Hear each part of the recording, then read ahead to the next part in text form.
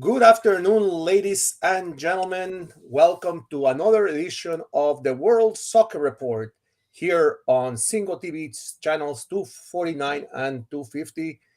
Remember to go to the stores of iOS and Android to download the application of Single TV, where you can follow our programming from there.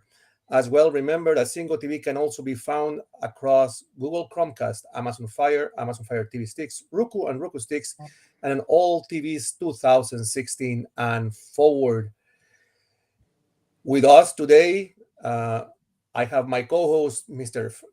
Frank Stanishi, Candid Frank, and our guest today is none other than midfielder extraordinaire from the Hamilton FC Forge, Sebastian Castello. Hello, thank you guys for having me today. So, Sebastian, basically here we like to have a conversation. We don't ask questions. We don't pressure anybody. We just like to have fun. Yeah. And from the flag that I see behind you, I see that you are a Barcelona fan. So, to be honest, it's an interesting story.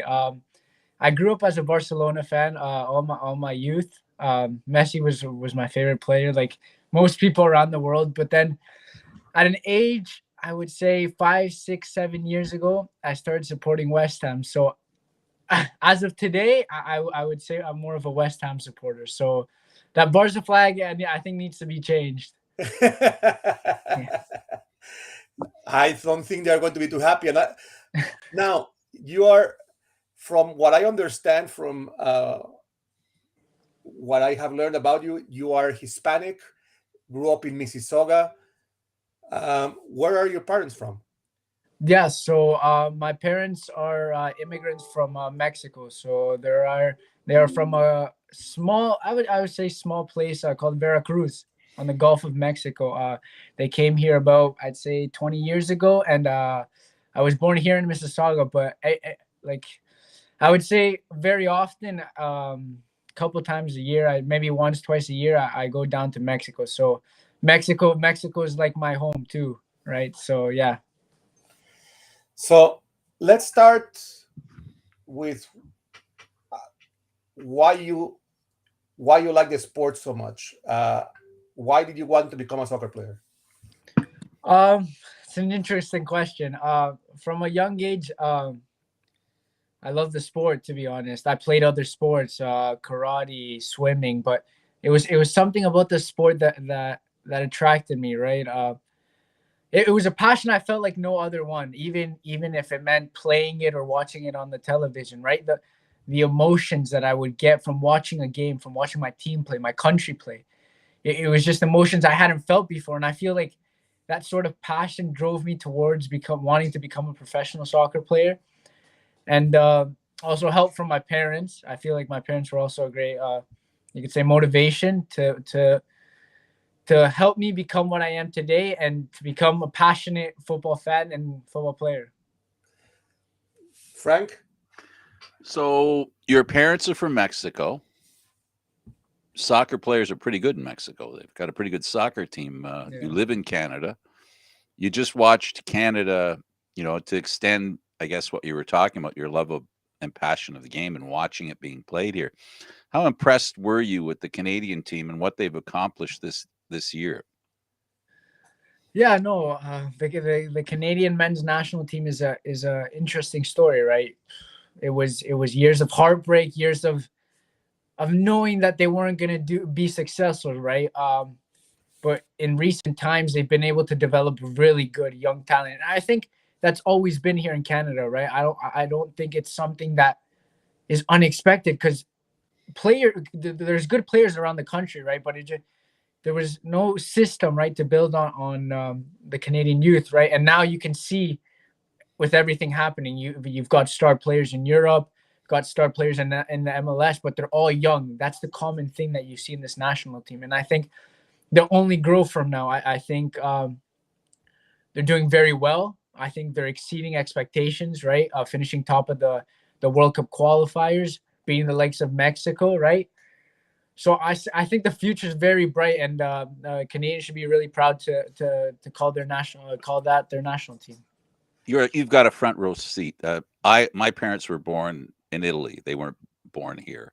Mm-hmm. I was born here, and a lot of the culture that they have, I experienced firsthand. Right, so you almost, and this is a presumption on my part, so I apologize if I presume incorrectly. Yeah. You're born in the Canadian world, but you Mm-hmm. live in a Mexican heritage. If it's the same as when I grew up, Yeah. you know more about Mexico than you do about Canada almost. Yeah.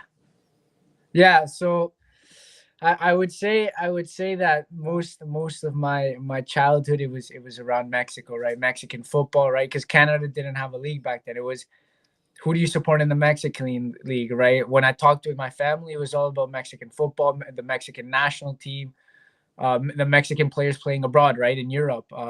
How to get into that Mexican national team. It was all towards that one direction, right? But I guess with the emergence of the quality of our Canadian national team, I guess you can say there's been a shift, right? Like when you put on that Canadian shirt now, they feel proud, right? Maybe 10 years ago, like the football culture wasn't here, right, in Canada. So maybe people with that dual citizenship would opt to go to a different country, right? Like for example, as you said, people would choose to go to Italy, right? 10 years ago, you wouldn't hear an Italian say they were cheering for Canada, right? But I feel like that's changed now, right? With how well they're doing. So I think, yeah, that's definitely a conversation to have, right? It's all Mexico now, but it was all Mexico before, but now there's a Canadian professional league. The quality is very high, so I think Canadian football is going in the right direction. And So as a young player, you obviously understand the improvements of the game in Canada. So when and if there's an opportunity to represent Canada, how do you see that moment? How much hope do you hold in playing nationally for Canada? Yeah, obviously it's a question to be had, right? As I told you before, Mexico was my dream, right? Playing for the Mexican national team, but I feel like things have changed, right? With with the Canadian team becoming as good as they are right now. So yeah, I can't tell you right now if it's Mexico or Canada. It's like I hope one of them come around, but you never know. Sometimes that stuff doesn't come around. To pick from. If you have one that's special, right? And if you have to pick from two, that's unimaginable, right? So when the time comes, you'll know what I pick, right? Yeah, absolutely. so you are playing right now for Hamilton, a team that has exploded onto the soccer scene here in Canada. They have won CONCACAF. They have gone and won the CPL. They played in the US, in the US and in the USFL, US Football League, Mhm. and you had some experience, not playing directly in CONCACAF, but being there with your team. Mhm. How did that felt representing a Canadian team abroad? Yeah, it's very special. Those type of games don't come around in your career very often, right? As you were mentioning, the Motagua game, it was, I think, the semifinal of the CONCACAF. I was on the bench, right? Even though I didn't get to play, it was an incredible experience, right?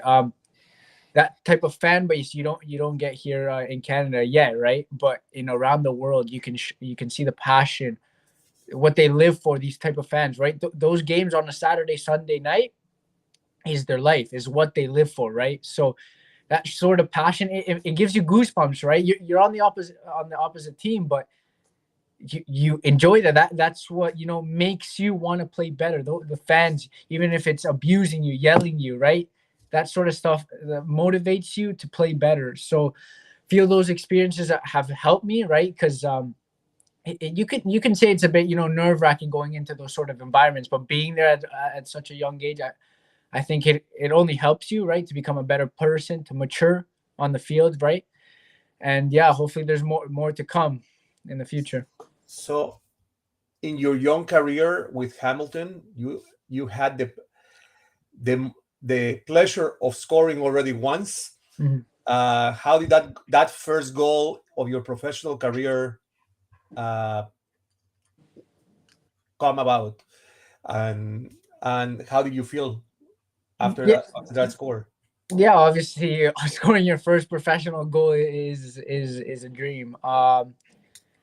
I think I'd only played maybe 2 3 games, 20 minutes before that, so it was it was something you don't think about. You only dream about, right? I think I came on late in the game, right? So I was happy as long as I was on the field, and then when that moment came about, it came very quick too off the bench. It, I, I was lost for words, emotions. I just took out my heart in the celebration, and yeah, can only thank my teammates, to be honest, because they put me in that position. Yeah, it was an incredible moment. It's all a blur, huh? Yeah, yeah. To be honest, I only remember before the game and after the game. During the game, my head's You all know, over the place. but that'll change a little bit as you have more opportunity and more success. Yeah. Playing for Forge FC, people underestimate the opportunities for international play. You've highlighted a little bit of it for us. Mhm. Eduardo's pointed out the fact that they've won CONCACAF. So there's been a lot of success for that level of soccer. Yeah. So you don't miss the opportunity to be involved internationally. And you talked about, the incredible nature of the games that you've played in. How Mhm. helpful is that in, even if you're only sitting on the bench and watching, how helpful is it to be involved in those kinds of games with that kind of pressure and tension? Yeah, yeah. It obviously helps. It helps you as a player, as a person, to be involved in those sort of matches, right? Because it's not just what happens on the field in those 90 minutes. It's what happens before, how you come to the game. You can feel that there's a sort of different environment, right? You could say nerves, chills, right? Because it's an important big match, right? The intensity of the warm up, it's different, right? What can I say? It's not one of those games you play every week, and it's things that don't come about often, right? So it gets you mentally matured because it's at the end of the day, 90 minutes decides who wins, if it's an important game, a trophy, right? Or who moves on to the next round. So you have to put it all out there, and at the end of the day, you want to win and you need to win, right? So yeah, it's very important for a young player's development to be involved in those type of games. So you had the opportunity of playing in two of the most interesting games that I have seen Hamilton playing. Hmm. Uh, First of all, you played against Pacific Hmm. last year in the championship, Hmm. uh, it- uh, and it was a very exciting game. How did that feel? Because it was a packed stadium in Hamilton Hmm. watching that championship game. Yeah, finals are, as I mentioned, they don't come about too often, so it's something you have to cherish. I thought the weather conditions weren't ideal. Obviously, I think it was hailing, it was windy, like it usually is in Hamilton. So it was going to be a difficult game, right? And finals, as we know, it's not the team that plays the best. It's the team that puts the ball in the back of the net, right? So it was an incredible experience. I feel like we should have got more from the game, obviously, right? But as you've seen with Forge, it's three finals in 3 years. So if we're on a right path, so I think this year we can be there again and experience that sort of environment again. Well, the way you guys are playing, it's amazing. Mm-hmm. You know, Pacific started very strong, but all of a sudden they are coming down to reality Mm-hmm. that the other teams are warming up. Yeah. Uh, Mm-hmm. but you had last Saturday, you guys had the championship game for 220. Although Hamilton wasn't successful, Mm-hmm. how did that championship feel? The Canadian championship feel for you? Yeah, so I was talking with some of my teammates, and they've said that apart from the first game ever in history, which was York against Forge, that the stadium's never been more packed, right? So from the get go, you could feel the atmosphere, you could feel the crowd, right? That sort of crowd, I think it was maybe 10K, 10,000 people. So that sort of atmosphere helps you as a player, right? It pushes you. So you can from the warm ups, the intensity was there, the spirit, the energy, right? So the game was going to be a good one. You could tell, right? It was two teams that never played each other, but two teams from the GTA, right? So you could call it a little derby, right? TFC weren't playing their best football. We were playing. We were starting to build up to what we could reach, our potential. So it was going to be an intriguing game. I think on the night we probably deserved to win. We had, I'd say, way more chances than they did, and it came down to penalties, right? So penalties, as you know, is a lottery game.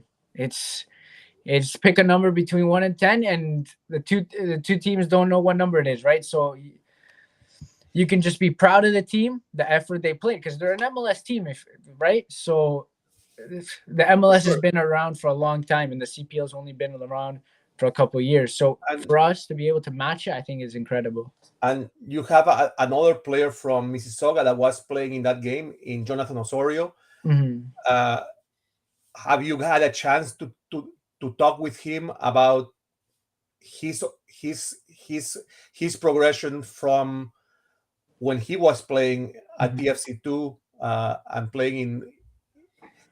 playing in a lower category of league, to and how he made it up? Mm-hmm. To be honest, I haven't had the chance to talk to him personally. I know his story. I've been following TFC since it's been a long around, so I know where he's been. I think he's been down South America, right? Then he came back to play with TFC's academy. So I know the path he's been through. I think he's an inspiration. You can say to many around this area, right? Because he's a local boy. He's played for his boyhood club, right? And I feel like you can't ask for more than that, right? He's become one of the star players at that TFC team. He's built his way from the bottom to the top, which is what everyone needs to dedicate themselves towards, right? Because everyone starts from the same place when you go on the team, but you have to build yourself up to become the player you want to be. And I think Osorio's done that very well in his career. One of the So advantages he had is the fact that I should say one of the disadvantages that he had is there weren't that many great soccer places to play in Canada when he started his career. You have Mm-hmm. a better opportunity to locally improve a lot better than a lot of local players did years ago. Can you feel the difference in the popularity of the game and the popularity of players playing? Yeah, I feel that the game is growing in Canada. I think a large part of that has to do with the national team, obviously, how they're doing well, how they qualify to a World Cup. But I also think a big part has to do with the growth of our league, right? The Canadian Premier League. Players, like you said, Osorio didn't have it easy, right? That's why maybe he went down south, right, to prove himself. Because if you weren't on a professional academy, was TFC, Montreal, or Vancouver, then it was very hard to make it, right? Here in Canada. So I feel like those players have helped pave a way for the younger generation, right? Because they voiced their concerns. They had nowhere else to go, right? So then the Canadian soccer listened, and they started to start planning a league where youth players can develop. Because if you see around the league in the CPL, there's a lot of young players, right? A lot of good young talent. So I think that'll help, and that is currently also helping. so this Sunday you face, it's going to be the rivalry of Pacific against Hamilton Forge again. Mhm. uh, and we want to wish you a lot of luck, because this is the championship from last year, Yeah. and I know that you guys are still heartbroken with that loss that was Yeah. so hard to take. Mhm. um, how do you see that game? And this will be our last question, because I know that you have to go get ready for practices. Yeah. It's gonna be a good game, right? They're top of the table. We're I believe fourth, right? So it's apart from what happened last year, right? You have to see what it is for this year, right? They're top of the table, so that's what we're trying to achieve this year. So if we want to do that, if we want to achieve our goals, we have to be the best of the teams, and we have to beat whoever's above us, right? So I feel like it's going to be a good game. They started the season very well. I think they've declined a bit, but you can't take anything away from that. They were at top of the table for a reason, right? So I think we're prepared. I think these last couple of weeks have helped us. The TFC game, even though we didn't win, I think it's helped us a lot. Goes to show that our team is there to win, to compete, and to win every championship possible. So yeah, I think it's going to be an intriguing match. So with this, Sebastian, I would like to thank you very much for being on our show. We'll look forward to having you again, and this time saying, "I am a champion and I scored a winning goal."